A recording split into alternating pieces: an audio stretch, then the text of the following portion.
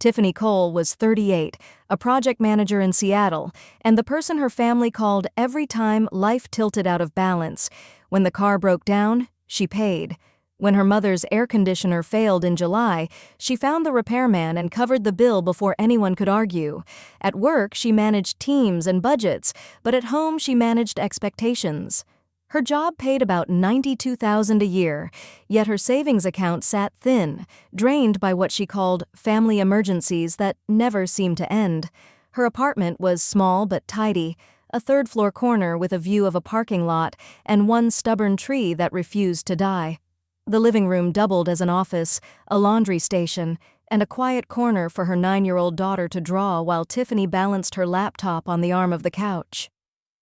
Receipts spilled from an old shoebox beside the desk. On the wall hung a calendar marked with due dates, birthdays, and reminders written in careful pen. It looked organized, but it was really a map of constant giving. Some nights she stayed up late balancing her spreadsheet, tracing where every dollar went: rent, groceries, utilities, and the steady trickle of transfers labeled family help. She told herself it was fine, that stability was worth the fatigue. But the silence in the apartment often reminded her that dependability had a cost, and it was being paid in hours of her life she would never get back. Tuesday evening unfolded like any other. Tiffany boiled water for pasta, scrolled through work emails, and listened to her daughter humming beside her while shredding Parmesan into a bowl. The smell of garlic filled the small kitchen.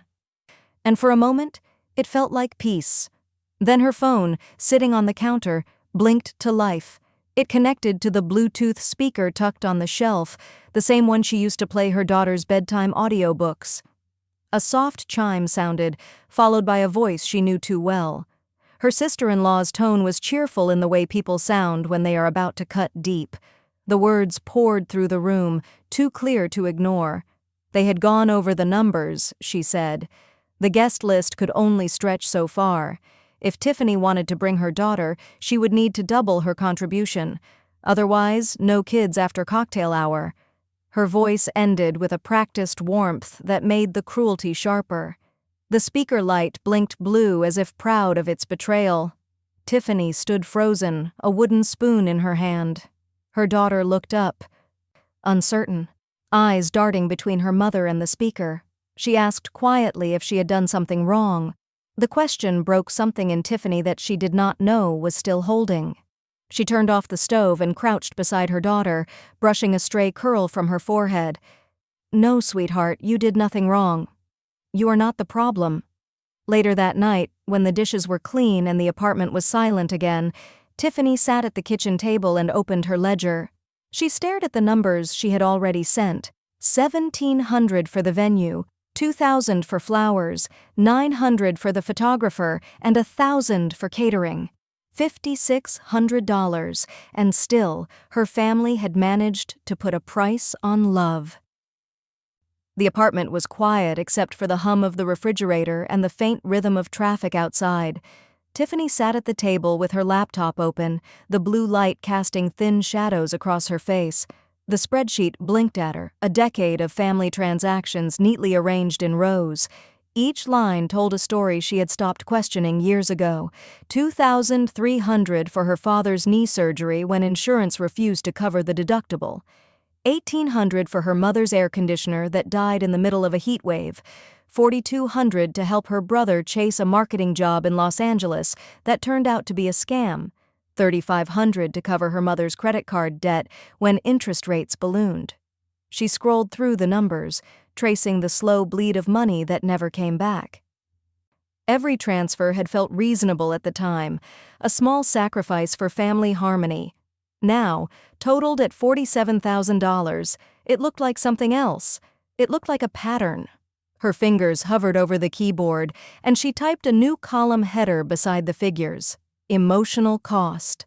She stared at the words as if they were daring her to fill them in. The realization arrived quietly. She had not just been buying comfort. She had been in control. Every payment came with an invisible clause that said, "You owe us peace. You owe us silence." Her family's gratitude had always come wrapped in a warning that love meant being useful. It had taken 10 years and $5,600 for a wedding to see what it really was. Tiffany leaned back in her chair, staring at the screen until the rows blurred. The numbers were just numbers. But together they formed a truth she could not ignore. Duty had turned into debt. Love had become a bill that arrived every month with her name on it. And for the first time, she wondered what her life would look like if she stopped paying it. The morning light slipped through the blinds, too bright for how little sleep she had. Her phone was covered in red dots, messages stacked like reminders of an old reflex she no longer wanted to follow. 47 missed calls, 11 new texts, a chorus of demands disguised as concern. Tiffany took a slow breath, opened the family group chat, and typed 3 short sentences. "We will attend under the original invitation. I will not be sending more money. Please do not call me at work." She read them twice, then pressed send. For a long moment, she waited for the rush of guilt that usually followed saying no. It didn't come. The apartment stayed quiet, except for her daughter humming somewhere down the hall. Tiffany poured a cup of coffee and let the warmth settle in her hands. She felt lighter, as if each word had peeled a layer of expectation off her skin. The phone buzzed again, but she didn't reach for it. At the office, Maya noticed the stillness before Tiffany spoke a word. Maya was the kind of friend who could read a person by how they stirred their drink. She glanced at Tiffany's untouched coffee and said softly, "You don't have to attend every emotional circus just because they hand you a ticket." Tiffany smiled, a small, honest curve of understanding. For once, she wasn't the performer or the safety net. By noon, her inbox was filled with work emails, not family noise. The day moved forward like any other, but everything felt new. The world hadn't fallen apart. No one had died. She had simply said no, and the ground still held. When she took another sip of coffee, it no longer tasted like surrender. It tasted like peace. The restaurant was the kind of place that confused quiet with class. Crystal lights shimmered above a table that stretched too long for real conversation, and the servers moved like stagehands rehearsing a play no one believed in. Tiffany walked in wearing a simple black dress, the same one she wore to work events, and felt every eye measure her arrival. Her mother's face brightened with relief. Her brother straightened his tie, and his fiancé smiled with the precision of a pageant contestant. Tiffany knew she had not come to make peace. She had come to see the truth under good manners. The menus were printed on thick paper that smelled faintly of lavender. Each dish had a poetic name, something involving foam or reduction, yet arrived in the size of a thumbprint. One server whispered that the pre-fixed dinner was $180 per plate. Tiffany almost laughed. It was the cost of groceries for 2 weeks, now turned into a gesture of love that her family could brag about online. The conversation stayed polite, looping around work, travel, and the upcoming wedding. Her mother touched her hand and said how glad she was that Tiffany had come to her senses. Tiffany lifted her glass, studying the bubbles as if they might form an answer. Her brother's fiancé laughed too loudly at something that wasn't funny. The candlelight softened everyone's edges but couldn't hide the cracks. Tiffany smiled, eyes steady, and said that awkward is cheaper than blind loyalty.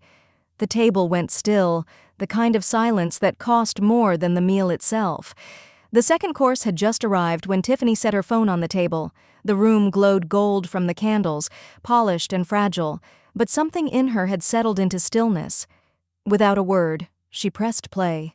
Her sister-in-law's voice spilled into the air, light and casual, speaking about guest limits and budgets. Then the words everyone heard too clearly. "Double it or no children after cocktail hour." That includes Tessa. The sound drifted over the silverware like smoke. The waiter froze mid-step, and her brother's fork slipped against his plate. Tiffany stopped the recording and let the silence breathe. She reached into her bag and pulled out a small stack of papers, receipts folded neatly, each marked with a date and amount. $1,700 for the venue, $2,000 for flowers, $900 for photography, $1,000 for catering. She turned to the wedding planner seated at the far end and asked how much it would actually cost to let the children stay. The planner hesitated, then said $1,600, less than the oyster bar or the neon sign planned for the reception. Tiffany nodded once and said they could cut one of those. Her mother's voice rose sharp and brittle, accusing her of humiliating the family.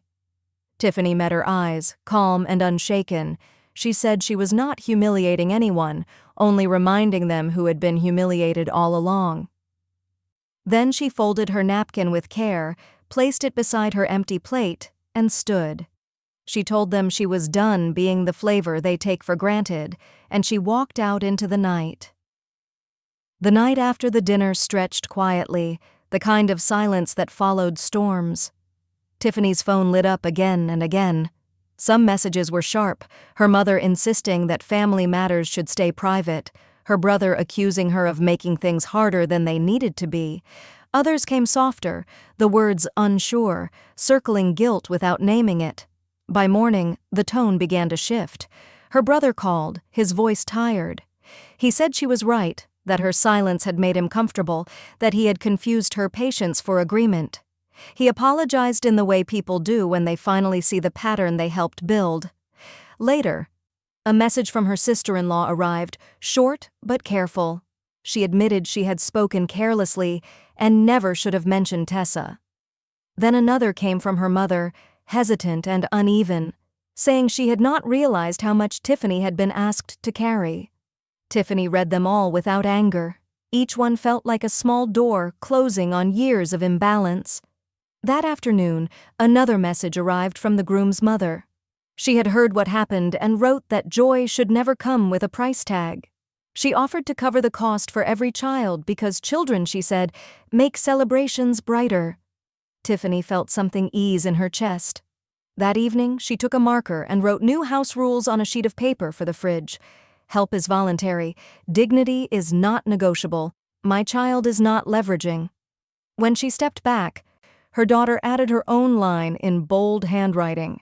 Always dance if there's music. Tiffany smiled.